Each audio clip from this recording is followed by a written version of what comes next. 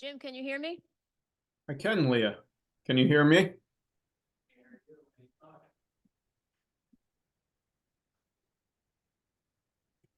Can you hear me? Yes. Okay, cool.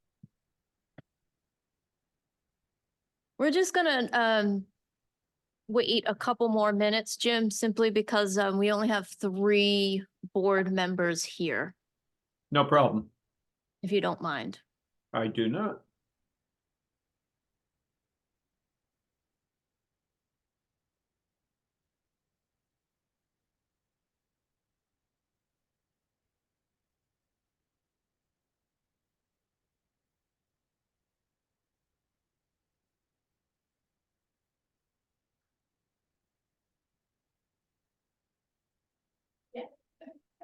Everybody should be able to continue.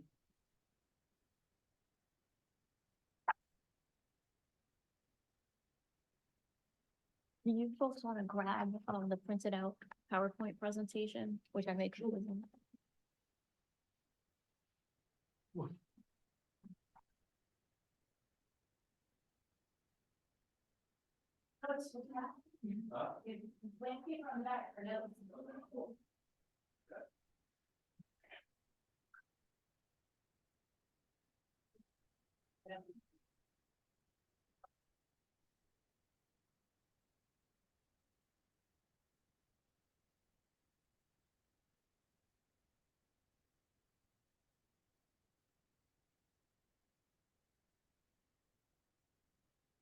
There we go.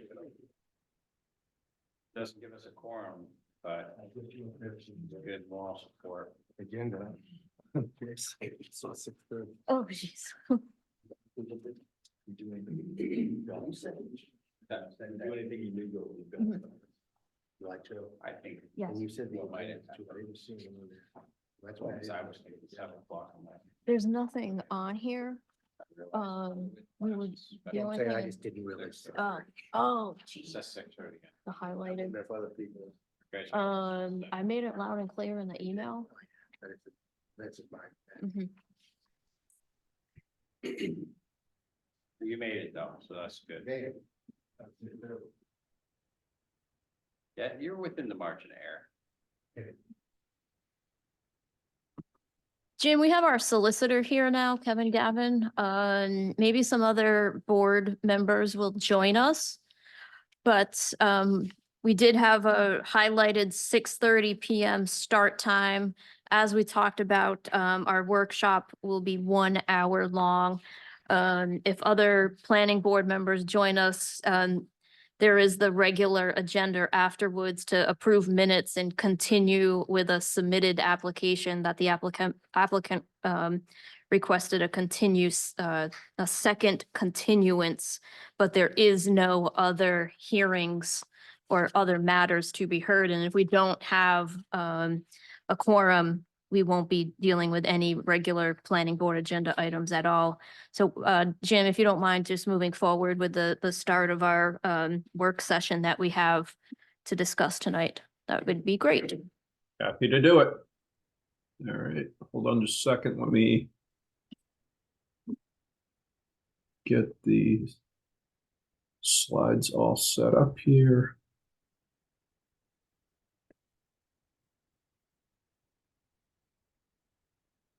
I need to be enabled to share. Oops, I'm sorry. I should have asked before. Or checked anyways.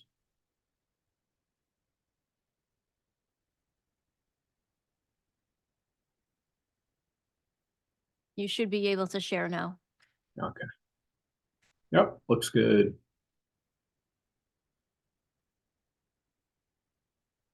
Can you all see that? Yeah. Yes. Okay, great. All right. Welcome, everybody. Also be nice if this worked properly. Let's see here. There we go. All right. You all know I'm from Weston and Sampson, so we can skip right over that. All right. So tonight we are, of course, we're talking about the required revisions to the zoning ordinance and subdivision regulations. This is our second workshop and our third meeting The first meeting was a kickoff meeting, so just introducing topics, so not really a workshop, but anyways, this is the third time we're getting together, and it is March 13th. Quick overview of our agenda for this evening. So we're going to do a review and recap of what we've done so far, just, you know, so that everybody's familiar with where we stand, and as sort of a reminder. We're going to we'll also talk a little bit about input that we have received to date from the planning department and the solicitor, Kevin. We'll then take a few minutes to go over the special use permit details. So there are a couple of feature items here, and one of them is the special use permit details.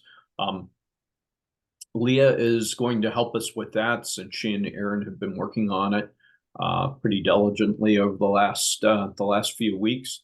And so we have a very good starting point with that. And then we're going to talk about minor land development versus DPR. And we've reserved about 10 minutes for that, and then a quick wrap up and next steps. So I'm going to breeze through this overview pretty quickly. If anybody has questions along the way, please feel free to ask away. I can't see you all raising your hand because the icons on the screen are pretty small. So Leah, if you notice anybody having a question, feel free to interrupt me. All right, I'll be the moderator. I appreciate that. Thank you. All right. So our basic approach here, we have two tiers of legislation that we're trying to respond to that came from the General Assembly, the Rhode Island General Assembly. And tier one is the one that requires updates, but leaves you with some decisions to make. And frankly, if you don't make those decisions, your policy will revert to the state policy that they have in the current statutes. And that could be a problem because it can create some consistency issues with other policy that you may have. So the tier one bills, we want to capture those right away.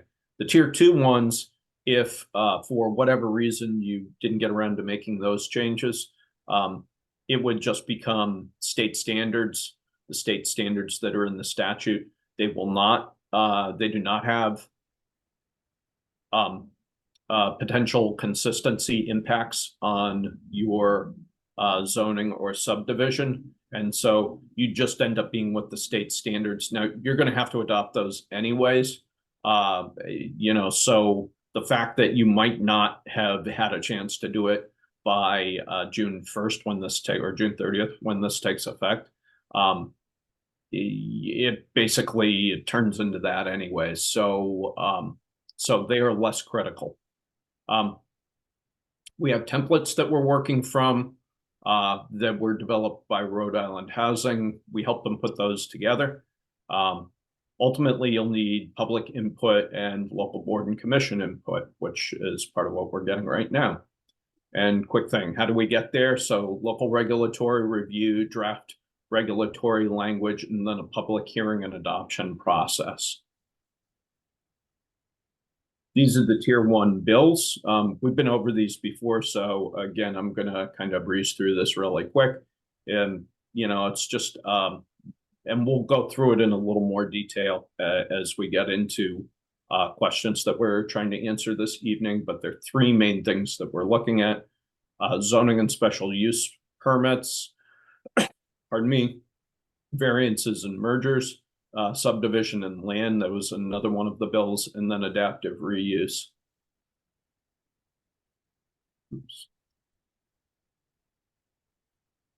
And as I mentioned, we're going to focus on those tier one bills because they have the most effect if you don't make the updates that we've been talking about. We'll go bill by bill through some decision points, as we've been doing for the last couple of workshops. And as we get to certain decisions that we may want to defer, you know, those may require input by your town planner and your solicitor. And as I mentioned, we've already been gathering some of that input. So there may be additional input that you need. As a matter of fact, we already know that there will be some. But we will bring you up to date as close as we can this evening. One thing that we wanted to do was give you an update on the legislation. So this legislation isn't entirely static. They passed legislation, that is the General Assembly, passed legislation last year in the early summer. And then that, as you know, started to take effect at the end of the summer, where these updates could now be addressed. As we started going through that process, so we started looking to update local policy. We started noticing some problems with some of the things that the General Assembly had adopted, some conflicts with your existing language, some conflicts with other state language, some internal inconsistencies that made it difficult to interpret what some of these things meant. And so we started to develop a punch list. And by we, in this case, I mean in part Weston and Sampson, but then also a number of other affected parties around the state. So this included the Rhode Island League of Cities and Towns, the American Planning Association, Rhode Island chapter, and various municipalities just started bringing up concerns that we knew needed to go through some sort of legislative fix. Several of us at Weston and Sampson are involved in some of those agencies that I mentioned, some of those organizations that I mentioned. And so we're kind of steeped in this whole process too, have been involved in it from the beginning. And so we're directly involved as well. So we know that there were a few changes that that we're expecting to see passed in June. But the proposed legislation so far doesn't seem to have major impacts on what's going on in Portsmouth right now, you know, with your existing policy or with the policy that's going to be adopted. It doesn't, you know, these changes don't appear like they'll have significant impact on what we're doing already. And so we'll continue to monitor these changes. We'll bring them to you, and we'll bring this information to your planning department and your solicitor as well. If we notice anything that seems to go bump in the night, we'll let you know about that. But at the moment, you know, things are moving forward again without apparent major impact to your town. So these slides you'll recognize from the last time round. I have them in here primarily for reference as opposed to go through them again. But one of the bills that we're looking at is adaptive reuse, and you can see it summarized here. There were several questions that we were trying to address. We started to address some of these during our last workshop with you, and those three questions are listed here. So you'll notice also they're color coded, and there's a little key down in the lower left-hand corner that tells you whether we're deferring, you know, whether these decisions, excuse me, are going to be made most likely at the planning board level, or I should say primarily at the planning board level, primarily through your planning department where we're seeking specific input from them, or through your town solicitor. And so you can see on this particular slide, there were three questions. One of them was setting new design standards, whether we should set new design standards or use the existing design standards within the regulations, and whether those should end up in your zoning ordinance or whether those should be in your subdivision regulations. You all felt last time that it made the most sense to keep them in the subdivision regulations. We checked with Kevin on that, your solicitor, and he agreed that this was appropriate. And so that's the way we're going to proceed with this. Next one was whether to use the minimum density standards required or increase the density permitted. So you had a decision point here as to whether to use just the basics density standards or whether to up those a little bit. And the board discussed this, you guys discussed this last time and agreed to stick with the minimum. Then this next one was a planning department question. What is the review process for adaptive reuse projects? Is that going to go through major or minor land development or DPR? This is something that is being reviewed with the solicitor, and we have yet to determine a specific approach on that. We'll talk a little bit more about major, minor, and DPR, major, minor land development and DPR a little bit later this evening. Now we're on to the next bill and list of questions associated with that. That's the Zoning Enabling Act. These are 5 questions that come out of trying to address that Enabling Act, those changes. And so the first one is one for the planning board. How are uses not specifically listed going to be classified within the existing table of uses? And will the zoning board or the zoning official have authority over those? And this is something that's up for discussion. We'll talk about this a little bit later on with, in more specifics. The second question, are dimensional modifications permitted at the 15% minimum required or at a higher percentage up to 25%? This is kind of like that question before, and it was agreed that we would stick with the minimum required 15%. That was something that your planning department had was already considering, and it just made sense to go with this. Next item was one for discussion at the planning department, and it is, what are the categories of special uses with specific and objective criteria? So you'll recall that the state statute now requires that you have to have specific and objective criteria for requiring a special use permit.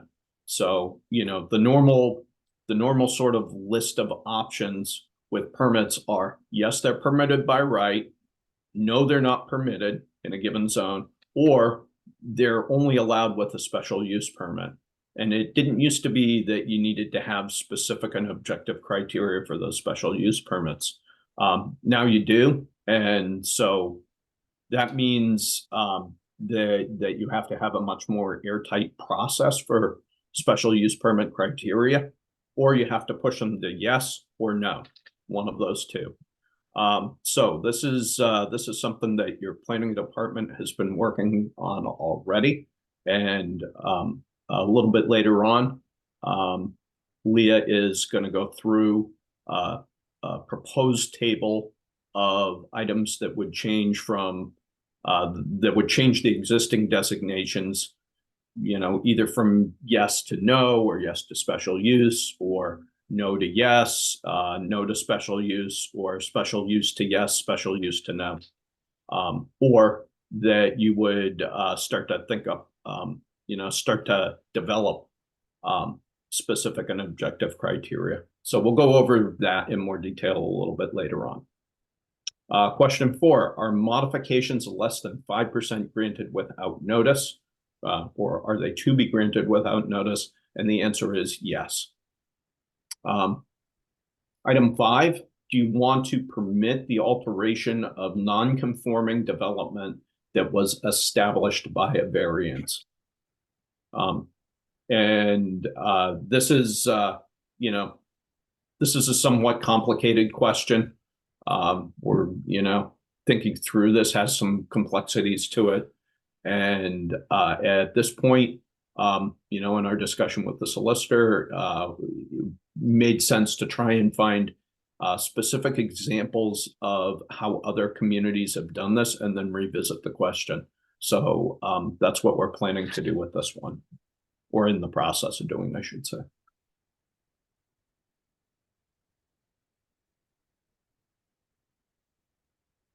Okay, this is the land development and subdivision bill, and we have 8 questions in here. The first one is, who will serve as the administrative officer and you want to have more than one person. The answer to the more than one person is yes.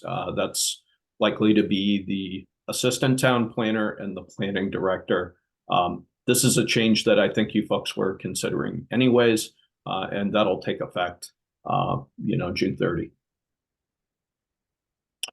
Who's the permitting authority for formal DPR? Is it going to be the technical review committee or the planning board? We talked about this last time. We agreed the planning board made the most sense. Generally speaking, technical review committees do not have authority to make permitting decisions. What they do is provide advice. And I think we all agreed that it made sense to continue that process or that approach.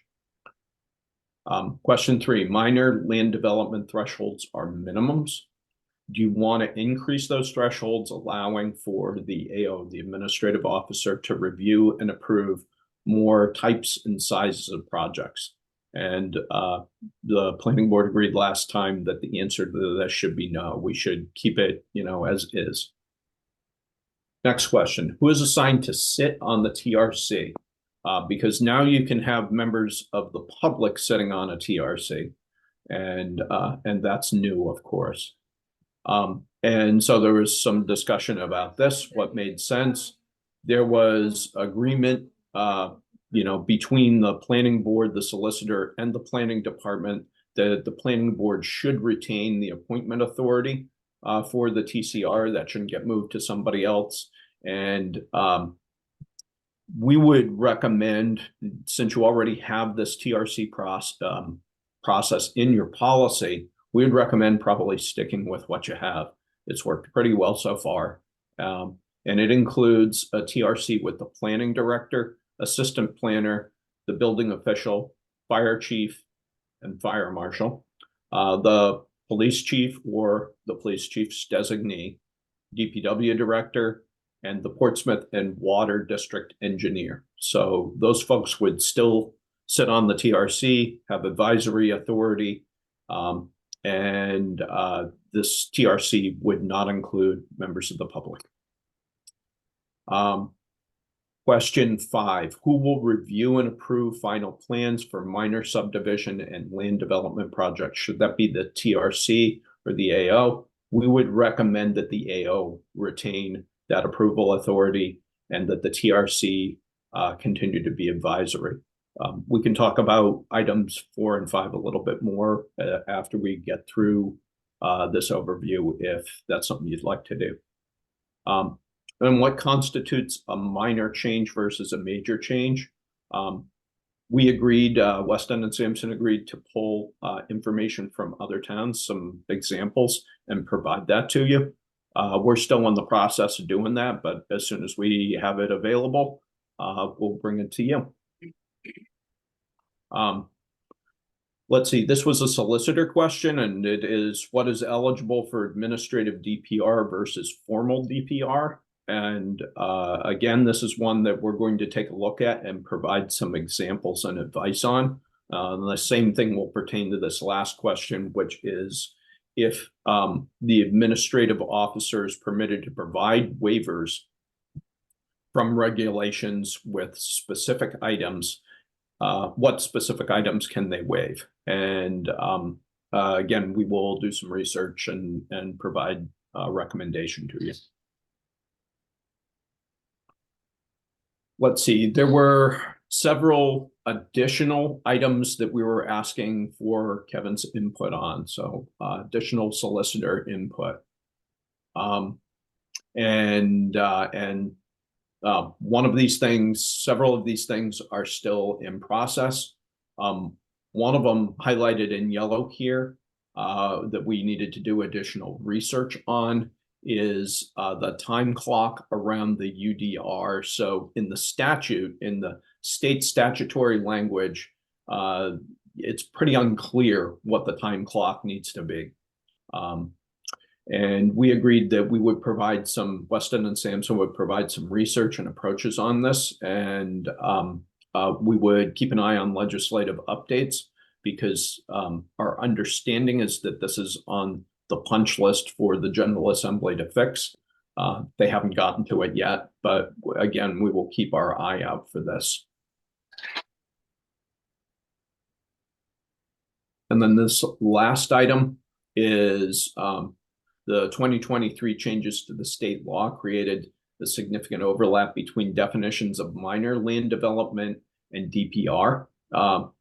And we need to do some research as to how to reconcile this. It leaves a lot of room open. We'll talk about this a little bit more at the end of our, we have it listed at the end of our agenda. And the solicitor's initial review is that the town will probably have the authority to decide what the review process ought to be. The way it's set up in the law right now, it appears to give that authority to your town. And so, you know, again, we can talk about this some more, but basically you'll have some decisions to make about, you know, what makes sense as minor land development versus DPR. All right, and with this, the next item that we had on the agenda is to go over the use tables. But before we do that, I wanted to give you all an opportunity to ask questions, revisit any of the items that I just reviewed.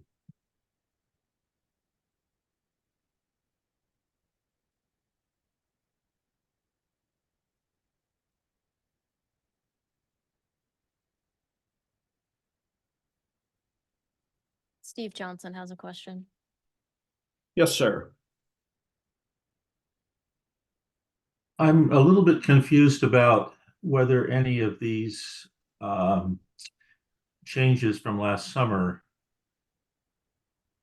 change zoning in terms of R40 or R60 if the topography of the land would in R40 or R60 previously have allowed for, say, 4 homes only.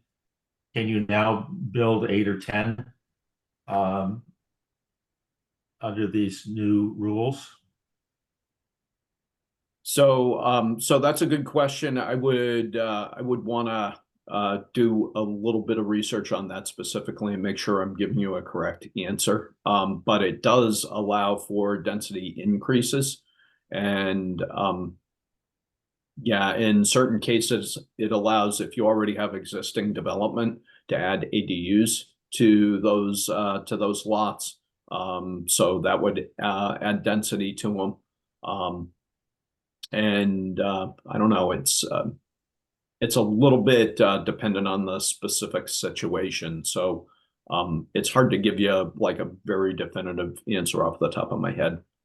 I was thinking about new land.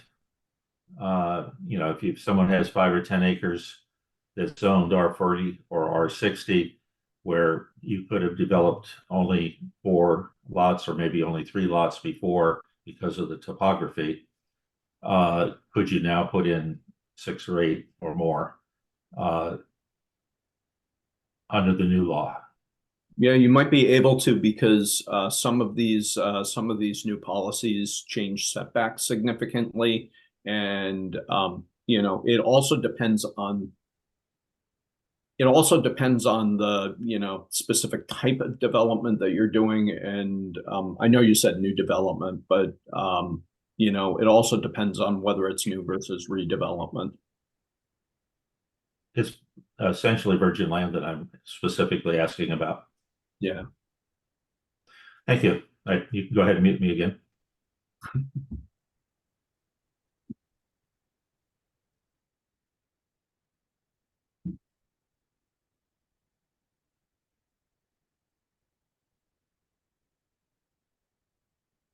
Nobody else from the audience or no one else online has questions, Jim? Okay. So Leo, I think this is the part of the evening where you and I get to work together a little bit on these tables. So I'll start with just sort of a brief description of what we're going to look at now. So we're going to look at the use tables, and I'm sure you all know that in the use tables there are some things that are allowed by right in certain districts and zones, and there are some things that are not allowed at all. And then there's stuff that's in the middle, and those are require special use permits. In the past, as I was mentioning a little bit earlier, special use permits could have a certain amount of vagueness in the criteria that you would use to decide whether a particular application was appropriate for a special use permit. And that's something that the General Assembly has constrained a bit. So now you have to have what is referred to as specific and objective criteria. In some cases, it's very difficult to come up with specific and objective criteria for these land uses. In some cases, you may not want to have these uses in the, in the district or zone at all. And in other cases, it may make, decent sense to just allow them by right, so that you don't need to have a review process anymore. And so what we're going to go over now is those use tables and try and, describe where your planning department feels that it makes sense to change the existing designation around a little bit. So these things have been triaged and color coded. So the ones that aren't changing in the use table don't have any color coding. They're just the regular, white sheet, if you will. And then there are some that are special use permits and going to remain that. And the planning department is working on specific and objective criteria for. Those are in yellow and they'll have an S. And then there are certain things that are either being changed from a special use permit to a yes or to a no. And in some cases from, a no to a yes or something like that as well. And those things are colored green and red so that you can see, things that are being turned into no's are going to be red. Things that are being turned into green are going to be, yeses are going to be green.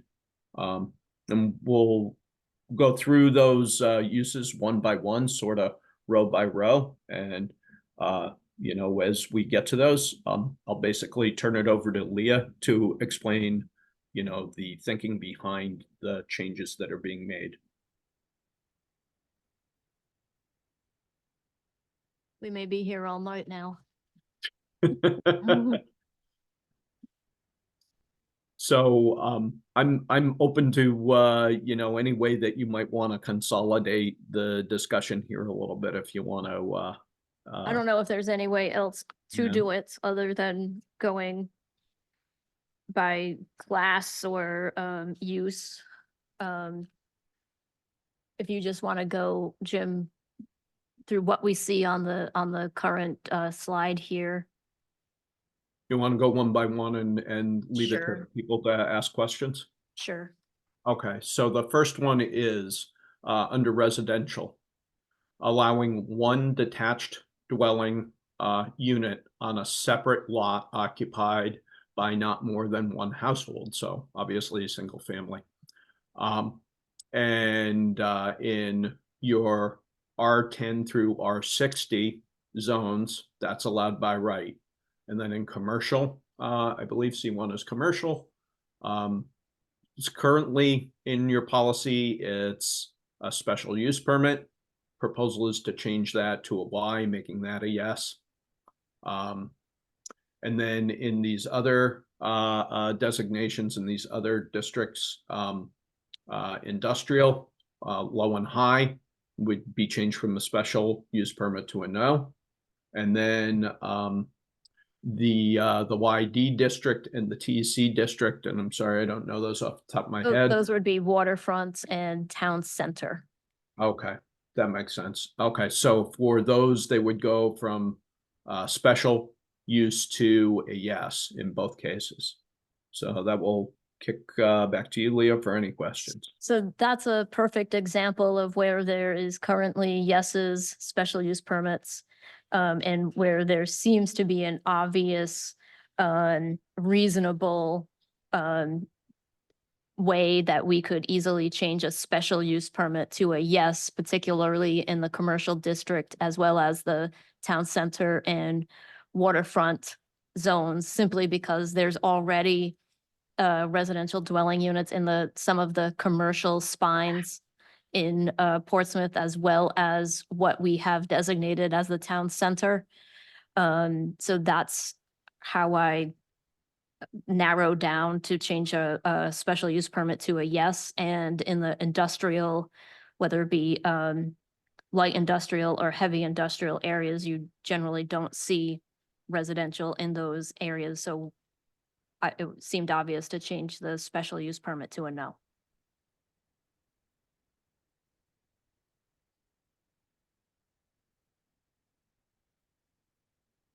Are we seeing any questions in the audience? Just keep going. Yes, Luke. Number one, it says one detached dwelling unit on a separate lot occupied not by not more than one household. That means if you have two abutting lots, if you want to have another structure on the other lot, it has to belong to the same household. Is that what that means? I think you're asking specifically about something you have going on. No, No. no. I just don't understand. If you have another lot, separate lot, why does it have to need permission to be connected to another house, the same household? Why can't it be two different?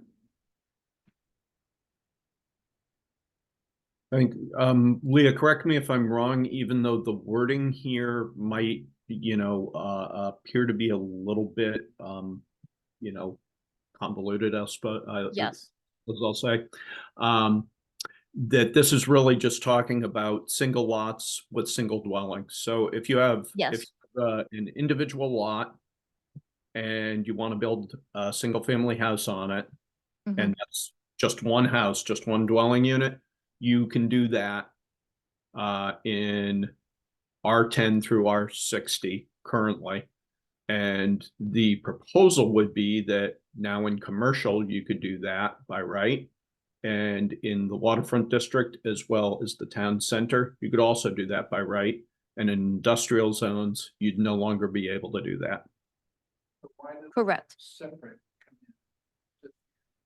Well, I think this is a whole nother issue we have to go down when we get past these legislative updates.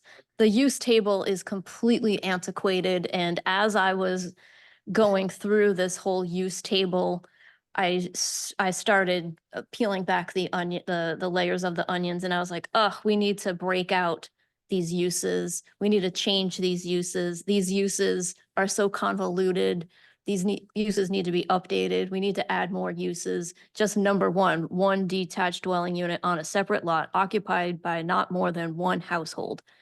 That's, we gotta keep it simple. That it's so, This to me, the second one says one, two family or a duplex structure on a separate lot. I was told if you had a 3/4 acre lot and you were doing affordable housing, you could have 2 units on. This says that by right, you can have a 2-family. well, this is, again, you have to reference the dimensional table for something like this. You have to have a certain amount of square, of minimum, minimum lot size to be able to do number 2. But let's not like get too deep into this right now. Yeah, we'll be here till midnight. Yep. But this is like the same token of what we were doing with number 1. Of just, we're focusing on the existing special uses. And do you think it is needed to have to come up with the specific and objective criteria to have a 1 or 2 family duplex structure on a separate lot in a town center, a waterfront district, or a light industrial or industrial zone? I think there's an error in the light industrial zones where the S's were meant to be changed to Ns. But the S's for the waterfront district in the town center were supposed to be changed to yeses. So the IL and IH should be S to no. Yes, correct. Okay, that makes, I was gonna ask why would you want duplexes there, but understood. I think there was a error in converting PDF to Word. I apologize for that, but that was those two S's were supposed to be two N's. On item 2, commercial 1, why would that be a no? Would it make sense to have that be S to yes? And this is, you know, you're being a second set of eyes and ears. I did this all on my own. So when you see things, and those are also for those that are dialed in, and you see something that you're questioning, please let me know. So your intent is that Yes, that should be a yes. 2 will be the same as 1. Yes.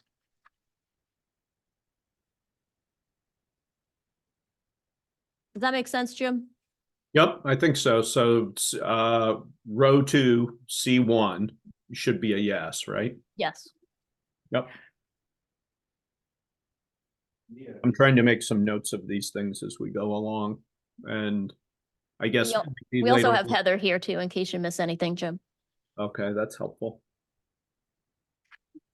Yeah, anywhere where we end up with a yes, that's where we need the specific and objective criteria. No, so any of the remaining S's, and there are many, or we may decide amongst ourselves, you know what, Leah, those can be changed to a Y or an N. But the remaining S's is where we need to dig even deeper and then develop the specific and objective criteria.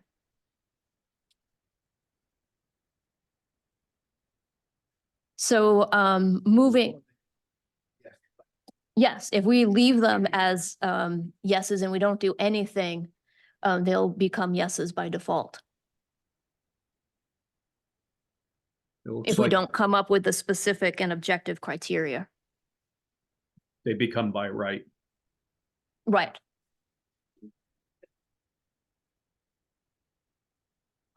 And it looks like Steve Johnson has his hand raised.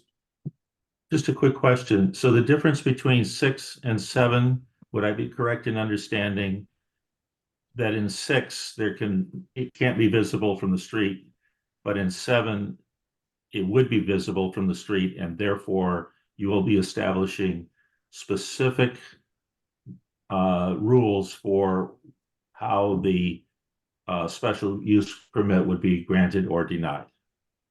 Is that a correct interpretation of what we're going towards on special use permit definitions?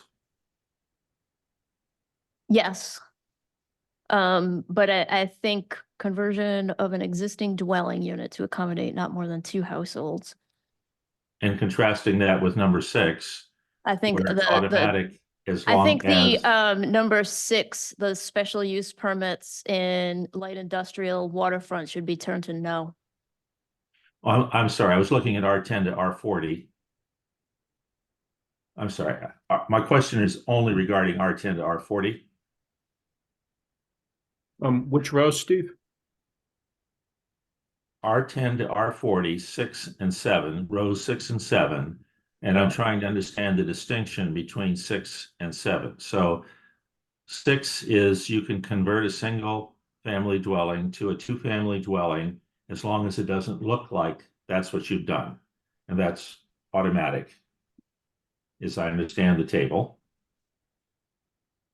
But in 7, you're making a change to the existing dwelling such that it is obvious that you have changed it into a duplex or into a 2-family home.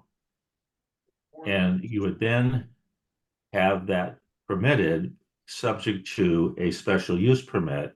And the point of this drill is that we the town of Portsmouth would have to establish the rules for that, when to grant the special use permit and when to deny the special use permit. I'm just using the 6 and 7, R10 to R40 as my way of understanding what we're getting at here. Your interpretation about the Ys and S's is absolutely correct. If there's an S, you have to come up with specific and objective criteria. And if there's a Y, then it is allowed by right. And in row 6, those 4 Ys that you were pointing to from, R10, R20, R30, R40, those 4 Ys, they're already in your, yeah.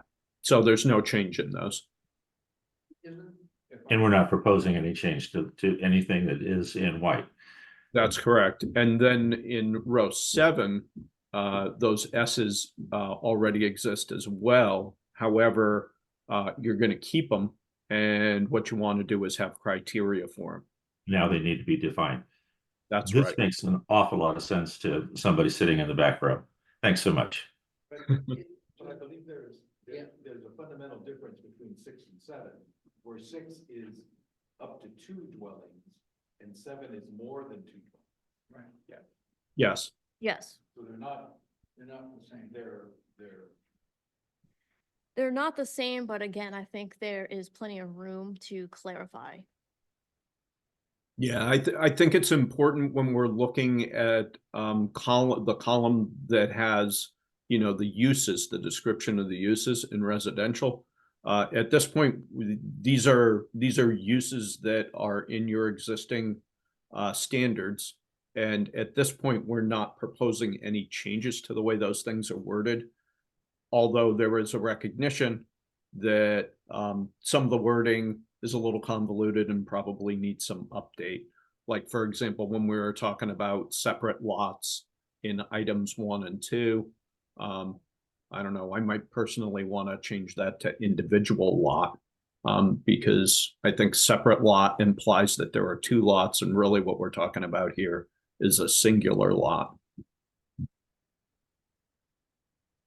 would also recommend that for something like item 5, that it seems to be, or I'm sorry, I'm looking at number 6, that it's subjective on is it visible externally, and that now may not be the time to do this, but if we Yep. rework these definitions in the first column, that they should be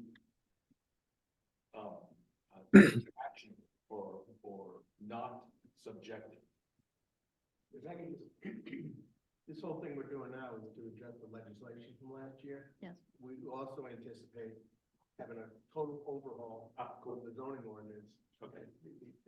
That would address some of these things that we're talking about, this archaic language, inconsistent language, ambiguous terms, and things like that. And that's a future project. Okay. Jim, were you able to hear Kevin? I was, that was Kevin who was pointing out that that right now we're not changing the language in the column that's under residential, each of those uses. We're not changing that language at the moment. We're going to do that at some later point in time. And basically we're not doing that right now because we're trying to be as expedient as possible in making the changes to address the state statutory language changes, because if we don't, we're going to get caught behind the 8 ball. That's what we need to focus on, and I sort of got myself into that rabbit hole myself as I was going through this use table, and I had to back out of it, thinking just to focus on the use that I was looking at.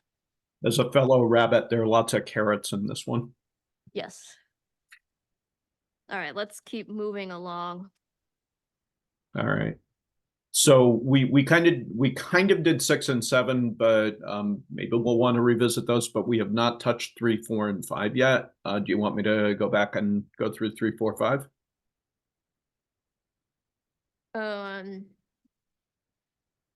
3 is hotels and motels. I kept a special use permit to continue in the commercial district where I changed a special use permit to a no in in the industrial zones, and allowed, and this is my opinion, change the S's to Y's in the waterfront and town center zones.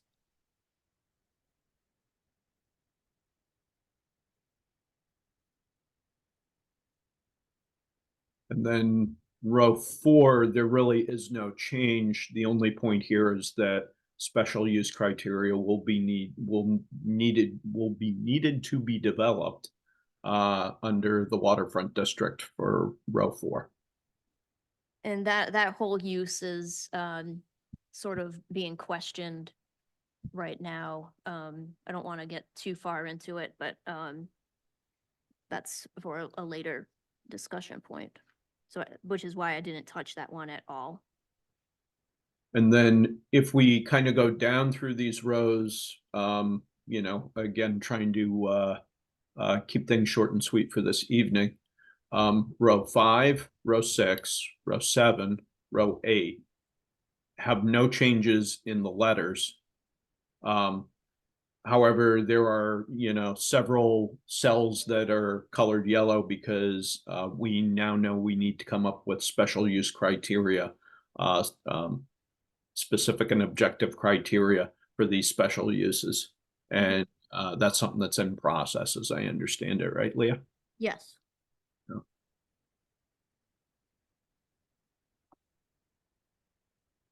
All right, and then if we move down to row 9, that's a trailer park, and it has an or after it. I don't know if there's some wording that got The lost. language is trailer park or mobile home park. That's what it's supposed to say.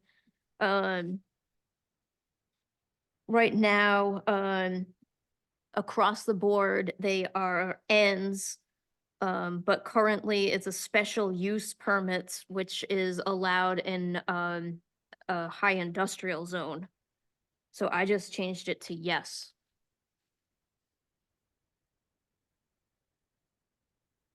Again, if anybody wants to comment, by all means, please do, but Yeah, why, how is 8 and 9 different from, in a definition perspective? let's not even go down that. Again, it is a good question. Great question. Kind of leads into why on industrial light, I'm sorry, industrial heavy, would you have a no in one category and a yes in the other category? This is a very old use table. I'm thinking from the 70s that has not been touched ever. I cannot tell you how this was prepared and the thought process behind it. Oh, but you're suggesting on number 9 that we go from an S to a yes? Only because I was looking at special use permits only, and deciding whether it should be changed to a yes or a no, or keep it as a special use permit. That was my project. I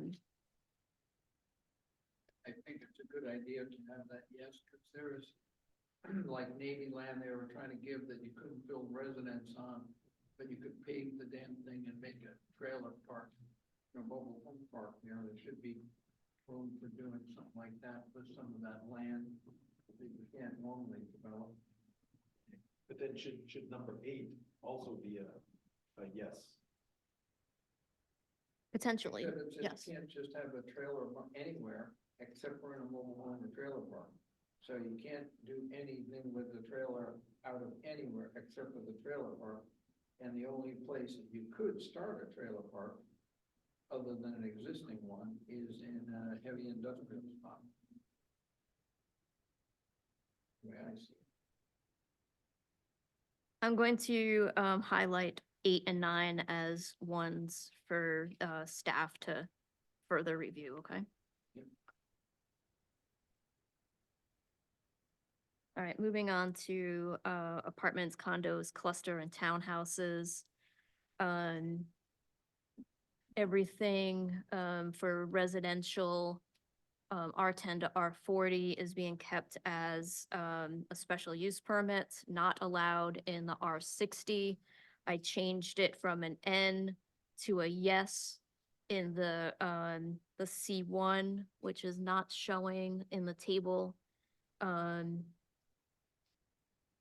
This is slightly in error. And then the special use permits would go from an S to a Y in the waterfront district. Can we just fix that, Jim? Sure, so row 10, column C1, that should be, I'm sorry, should that be an S or a Y?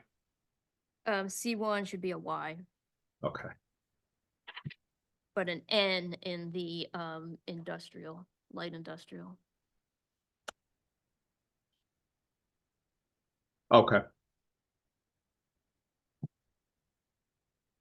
And then also a yes in the waterfront.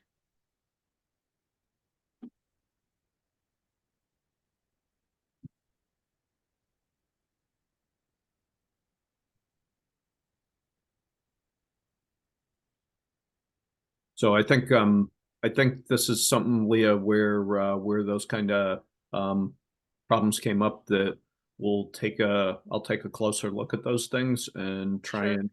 and fix them up. And I may get back in touch with you on those. Because as I'm going through and trying to make those changes in my notes, I'm gonna confuse myself later on and get them wrong again. Not a problem. I'm just looking at the notes that I originally did before I sent them off to you and Elizabeth. Yep. Community residences, number 12, across the board, I just switched everything to a yes. So that was industrial, waterfront and town center.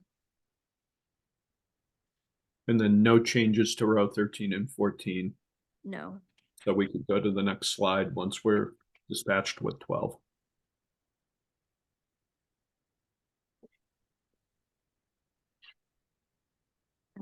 Moving on to industrial, recreational, and education uses. Whoa.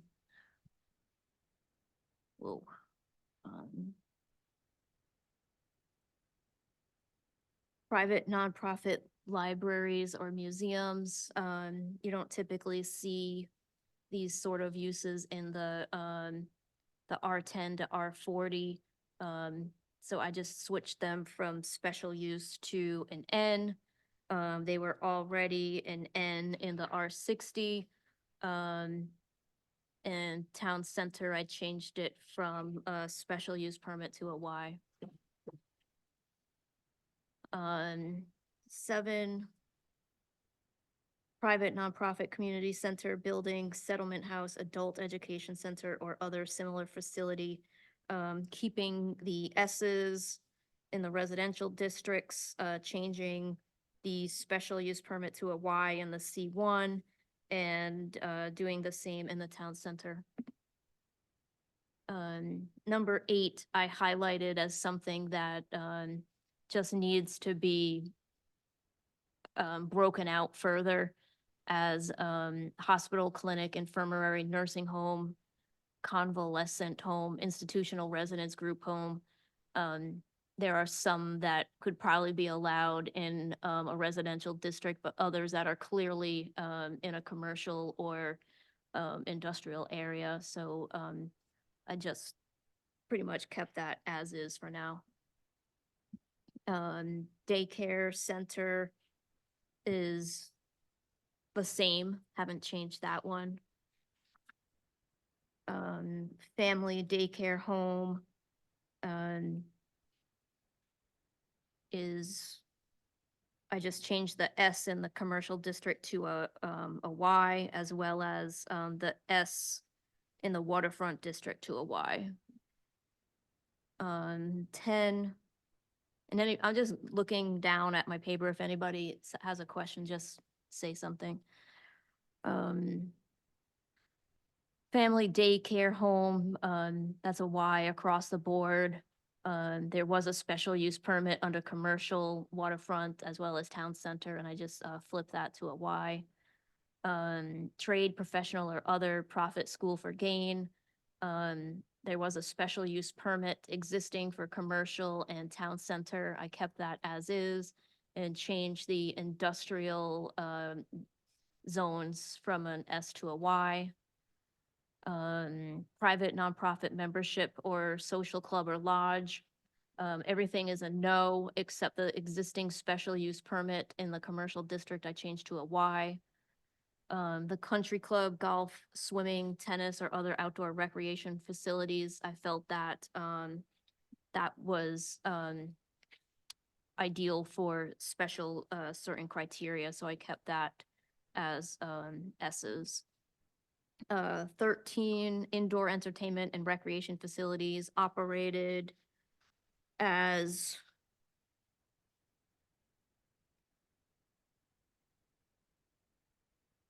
a business for gain, provided that such use is housed indoors in sound insulated structures that protect the neighborhood. Obviously ends throughout the residential, in the commercial, industrial, and town center, I changed the S's to a Y. Moving on to the agricultural uses, did nothing to number 1, the agricultural, orchard, horticultural, and silvicultural. I changed the this is one area where I actually touched a yes and changed it to a no in the R10, 20, and 30. We can talk about that at a future date. And then I changed the 1 roadside stand per farm on number 3 from an S to a Y in the town center. Did nothing for 4 and 5. Everything is still special use permit. Farm brewery changed an S to an N in the R10s to 40, kept the special use permit in R60 and C1. Special use permit to a yes in the light industrial, while I think that the high industrial should be a special use permit to a yes, while also changing the waterfront and town center from an S to a no.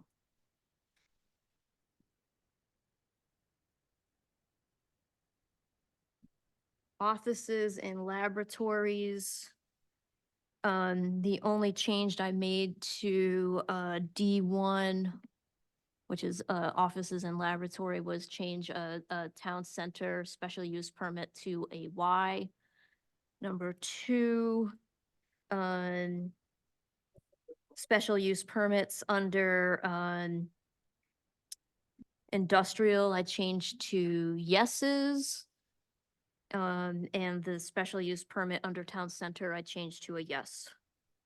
Number 3, laboratory or research facility, under C1, a special use permit to a no.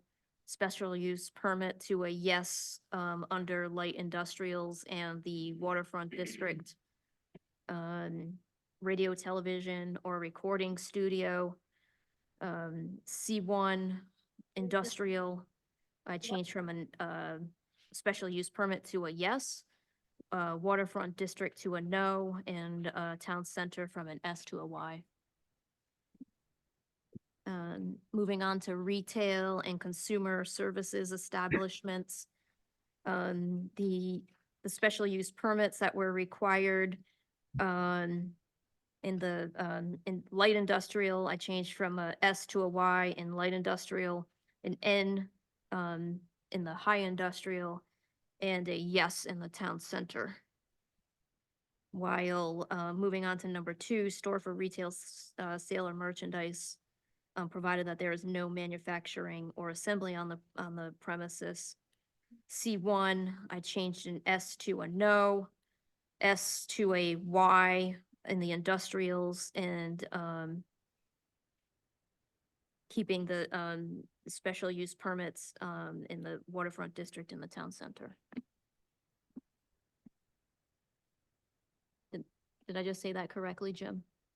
I think so. Okay, good. Eating places serving food and beverages to be consumed within the building.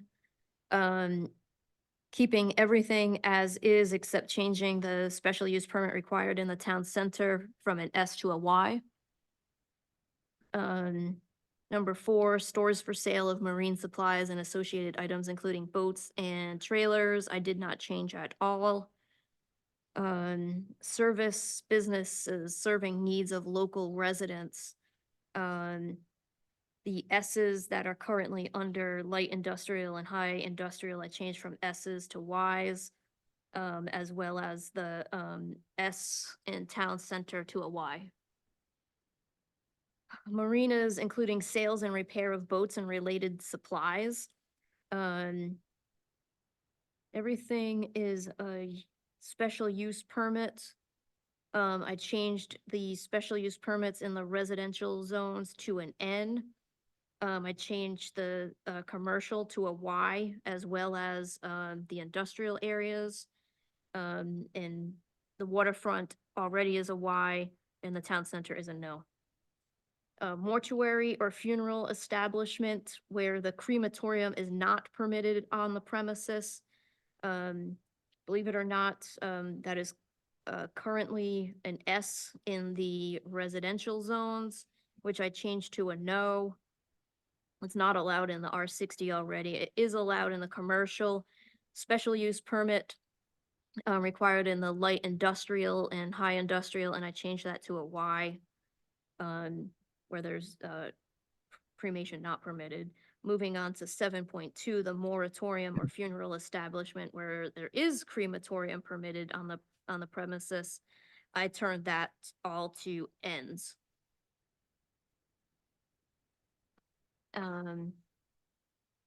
Moving on to number 8, veterinary establishment, kennel, or similar establishment. I changed the commercial industrials from special use permits to yes. Number 9, store for retail sale or merchandise such as but not limited to lumber yards, building supply. All merchandise so stored is screened from ground level view, so there would be materials stored outside. I changed the commercial from a S to a no, in the light industrials from a special use permit to a yes, and the waterfront district to a no. Number 10, dispatch facility for transportation company providing bus transportation services to town of Portsmouth schools. There's a special use permit required under the light industrial, the light and high industrial zones, and I changed them from S's to yeses. Number 11 is highlighted because a telephone exchange, but not including service or storage yards or microwave transmission facilities. I felt that was a dated use, but we'll go down, talk about that at a different time. I just changed the S's all to no's, because they are allowed in the, currently allowed in the waterfront and high industrial uses. Outdoor trade shows, which includes those events in which manufacturers, wholesalers, and or retailers shall assemble to display their wares and merchandise. I felt as though those were kind of events that were approved by the town council. I just didn't even touch that. Although there are a couple special use permits required in some of the zones. The rest of 13A and B, 14, I didn't touch at all. 14.1. Addition to new retail business, office, or consumer service complex. I changed the S in the town center to a Y. 14.2, addition to existing retail business, where the addition increases the existing business by no more than 30%. I just changed the S in the town center to a Y. 14.3, addition to new or existing retail business where the addition is more than 30%. I changed the special use permit in the commercial and light industrial to a yes, as well as the town center to a yes. 14.4, 14.5, I did not touch. 15, sales places for flowers, garden supplies, agricultural produce, partly or wholly outdoors, including commercial greenhouses. I changed the residential special use permits to a no, the light industrial and high industrial to a yes, and the town center to a Y. Did not touch 16 or 17. 18, planned retail service development, as approved by the planning board, a special use permit to a Y in the town center.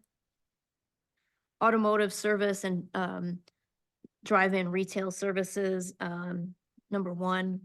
Auto fuel service stations, an S, to a Y in the commercial, and a Y in the both high and low industrial, zones. Sale or rental of boats and rental of other motor vehicles and accessory storage. I changed the S's in the commercial and industrial areas to a Y. Did not touch 2A. My eyes are going blur at this point. Automobile repair shops provided all work is carried out within the building.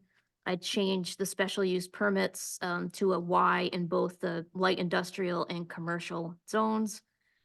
Boat repair shops is a special use permit currently in the commercial zone. I changed to an N and changed the S to a Y in the industrial zones. Car washing establishments is an S currently in the commercial and industrial zones. I changed it to a Y in commercial and an N in the industrial zones. Paint and body shops provided all work is carried out within the building. I changed the special use permits to a Y in the commercial industrial zones and changed it to an N in the waterfront district. Freestanding drive-in or drive-through facility, whether attended by an employee or unattended. I felt it should still require a special use permit in the commercial zone while I changed it to an N in the light industrial and waterfront districts. Moving on to industrial wholesale and transportation uses. The only one I changed is a no into the waterfront district, but felt that the other special use permits should remain for commercial and light industrial. Printing, binding, publishing, and related arts and trades, I just changed to a Y in the commercial zone. Kept everything else as is. Bottling of beverages, I changed to a no in the commercial zone, as it was currently a special use permit. Plumbing, electrical, or carpentry shop or other similar service or repair establishment is currently a special use permit in the commercial zone, which I changed to a Y. There is a special use permit required in the light industrial zone for number 5, place of manufacturing, assembly, or packaging of goods, provided that all resulting cinders, dust, flashing, fumes, odors are confined to the premises. I changed the light industrial zone to a yes. Number 6, place of manufacturing or packaging of goods confined to the premises to be disposed in a manner that does not create a nuisance or hazard with no outside storage of goods or materials. I changed the special use permit to a yes in the light industrial zone. Number 7, wholesale business or storage in an enclosed and roof structure. There's special use permits required in the commercial and light industrial zone, and I changed the S in the commercial zone to an N and a Y in the light industrial zone. Number 8. Wholesale business, including outdoor storage. Majority of them are a no. The special use permit is currently required in light industrial zones and the waterfront. I changed the light industrial and waterfront to an N while putting a yes to the high industrial. Trucking terminals. Special use required for light industrial and high industrial, and I changed the light industrial to an N while putting a yes to the high industrial. Did not change 10, 11, 12, 13, or 14. Although there are some special uses still required in there. Other principal uses did not touch H1, H2, H3, H4. Accessory uses. I changed a private garage for residents of an existing dwelling on the same premises. The only one I changed was a town center S to a Y. More than one commercial vehicle per lot in excess of 2 tons capacity. This is again up for discussion. I was kind of hemming and hawing over this one, but town center from an S to a Y.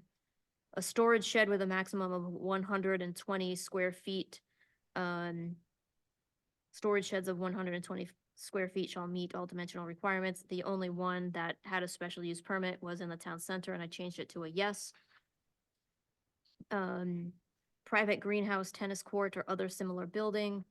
Again, I changed the S to a Y in the town center, along with number 5, which has currently changed. Swimming pool enclosed by a 6-foot fence is now a 4-foot fence, and special use permit is now a Y in the town center. I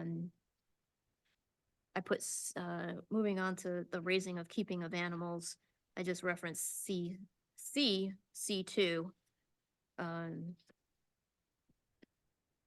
We need to look into that a little bit further. Accessory uses, number 7. Home occupation of a resident provided that not more than 3 persons shall practice or be employed. I changed the special use permit in the town center to a Y. And restaurants inside a building for the use of the primary occupants of the building provided there is no exterior evidence of the same. Just change the S in the town center to a Y. No more for 9, 10, 11, 12, 13, 14, 15, or 16. And there is, moving on to solar energy systems. That needs just housekeeping issues because there is Ps where we are currently dealing with Ys, Ns, and Ss. Leah, I think Steve Johnson has a question. Leah, in number 6, you made what to me was a cryptic reference to something several slides earlier, the raising or keeping of animals in R10, 20, 30, which unusually in this presentation was previously a Y, which you are recommending a change to an N, where everything else you have been talking about was dealing with an S that would change to a Y or an N. Yes, thanks, Steve, for pointing that out. We're not gonna talk, again, I started going down the rabbit hole when I was looking at specific uses. I should probably just go back and change that to a Y for now, but when we go down further in the year and start revising the whole update of the zoning ordinance and look at specific uses, we probably will be looking at smaller residential zoning lots and whether we'll be allowing livestock, poultry, other farm-like animals in the smaller residential zones. I would encourage you to change it back to a Y at this point, and Will do, Yeah. thank you. thank you.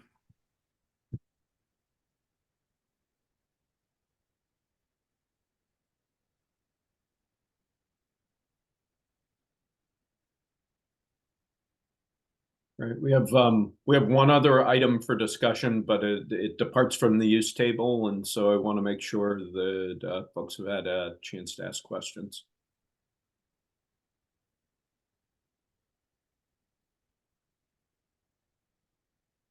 Are there any other people online that have questions? Anybody in the audience? I apologize for flying through that.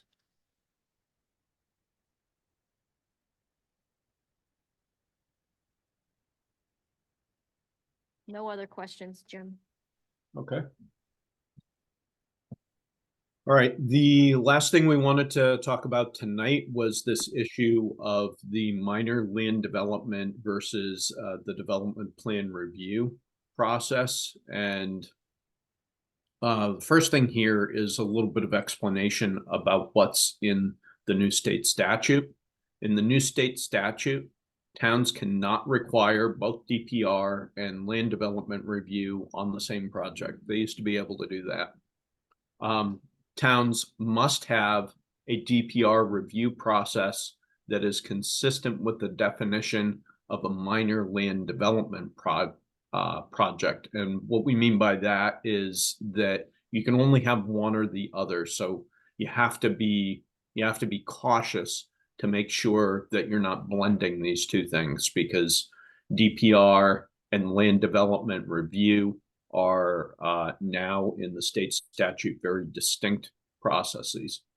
Can't have both of them on the same property.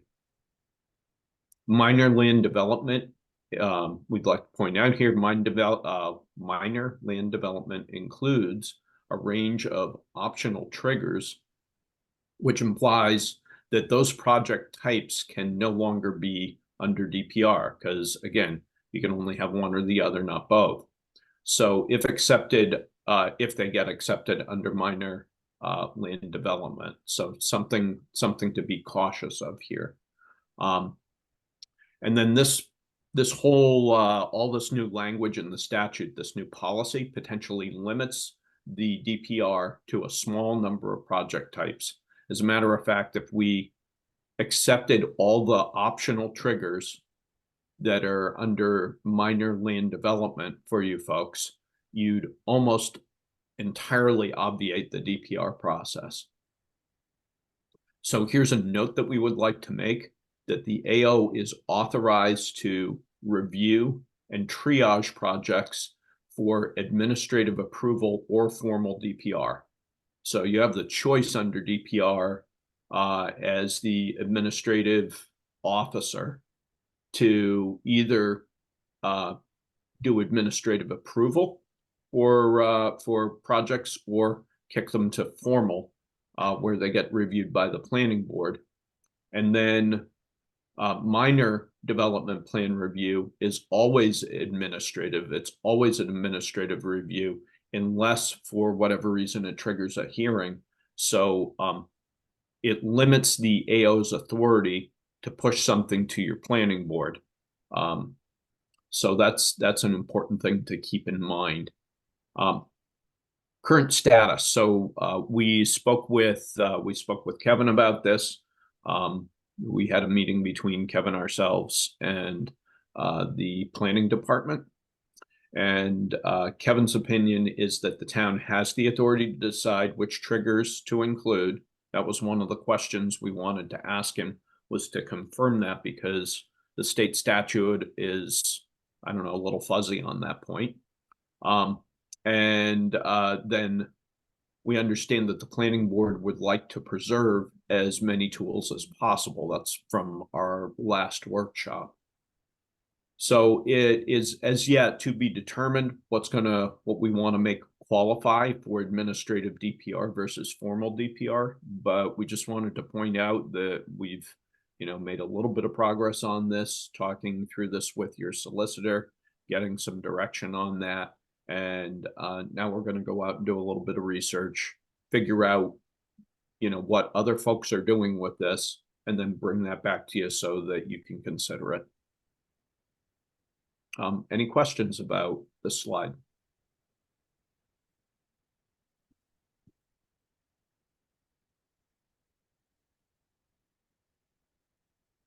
Nope. Okay. That brings us to final questions and comments overall. I'd also like to say, I know you said we'd review next steps. So the next steps will be addressing those still to be determined items that we went over in the slide presentation tonight. and working through the special use permit specific and objective criteria, as well as the use tables, making sure we have all that shored up. So of course, we're going to work with your planning department on that. Any questions about next steps? Yes, David Steve. Johnson has another question. Thank you for being so generous in allowing me so many questions. I would like to follow up on my first question, which I think I didn't ask the way I meant to. If you have an R40 lot, can you build? I was thinking about the changes last summer. You still can't build more than one house per 40,000 square feet in an R40 lot. Is that correct? There's nothing that changed last summer. That is correct. Okay. I'm glad I had seconds. Thank you for allowing me that. No, not at all. No, there are some sort of intervening factors. So while you couldn't build, you know, two houses on an R40 lot, or so to speak, you could add an accessory dwelling unit, which would have, the net effect of increasing the density. But I realized that when you were talking earlier, you were asking about new development. So I suppose the answer is that you could have a single family house with an auxiliary dwelling unit, so an ADU. And that has the real effect of increasing density, even though, if you're being very literal about it, it does not include increased density. But if you wanted to build two McMansions on the same lot, you'd have to get it rezoned. You'd have to get it rezoned. Thank you. Unless you could figure out how to make one of them an ADU.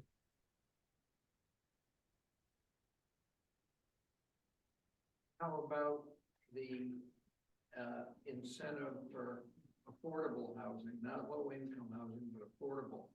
Thought there was once something came up that an R30 or above could have a duplex or two separate buildings on an R30 lot.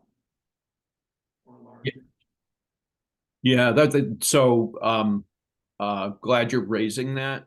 That is part of the reason why when the question was originally put out there, that I hesitated a bit and said I wanted to go back and look at it some more. So there are some stipulations like that that I want to look through and then make sure I present it to you folks in a succinct way as possible, because some of the new policy is I think starting to, or at least I am starting to overuse this term a little bit. Some of it's a bit convoluted.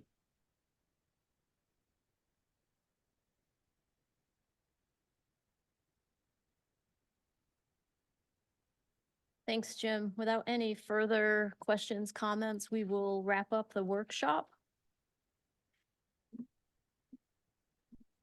and move on to the second portion of our meeting tonight. I appreciate you joining us once again. Very happy to do it. It's always a pleasure to work with you folks, and thanks for entertaining all this all these changes, all these items. I know it's a lot to take in, and I appreciate your patience with it. Thank you so much. We'll be in touch, Jim. Thank you. Thanks, Leah.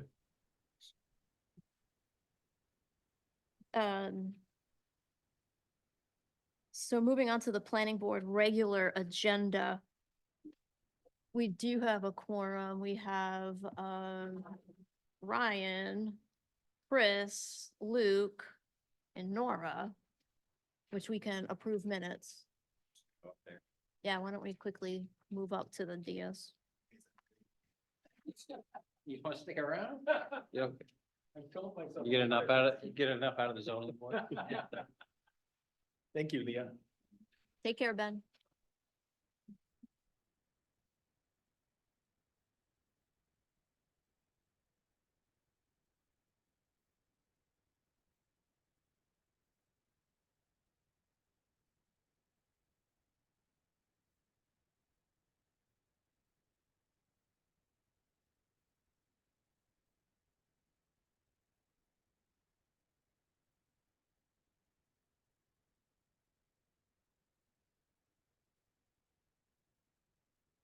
Luke, you're in charge. That is the, since there is no agenda, there are no minutes. We sent out the minutes. I sent out the February 14th and February 21st minutes for approval. Did, Yeah. What's, yeah, It's your chair. so you don't- call the regular meeting to order. Right. So what is today's date? Today is the 17th, can everybody turn on their microphones? 13th, okay. Okay, good evening. This is the March 13th regularly scheduled planning board meeting. And Leon, is there any changes or there's nothing, right? There's two agenda items. One is the approval of minutes for planning board meetings of February 14th Yep. and February 21st, 2024. Do I have a motion? Yes. I'll make a motion to approve as written. Is there a second? I'll second it. Is there anybody opposing it? All in favor, say aye. Aye. And opposed? Then the motion is accepted. Thank you. The next item on the docket is Guang Yang and Zhe Fei, the owner is Jarden Holdings LLC, AP 62 Lot 6 being 272 Glen Farm Road. The applicant requests a concept plan review to create an 11 lot subdivision as an open space residential subdivision. The applicant's representative has requested a second continuance to the April 10th, 2024 Planning Board docket. Is there a motion to continue the second continuance to the April 10th Planning Board meeting? I'll make a motion to continue that agenda to the April 10th planning board meeting. I'll second it. I'd like to have a question. This was the thing I brought up before, where I thought in the past that the agreement was when we gave this development, the stuff they wanted, that they said they would not come back for anything more, and we were going to investigate. I said I would prepare a staff report and I will include all the history of the development in the staff report. Okay, thank you. So on that motion, all in favor? Aye. Aye. Aye. Opposed? The motion passes. Do we have a motion to adjourn the meeting? Yes. Is there a motion to adjourn the meeting? I make a motion to adjourn the meeting. Is there a second? Go for it. I'll second that. Get you All on in the record. favor? Aye. Aye. Aye. Aye. It's adjourned.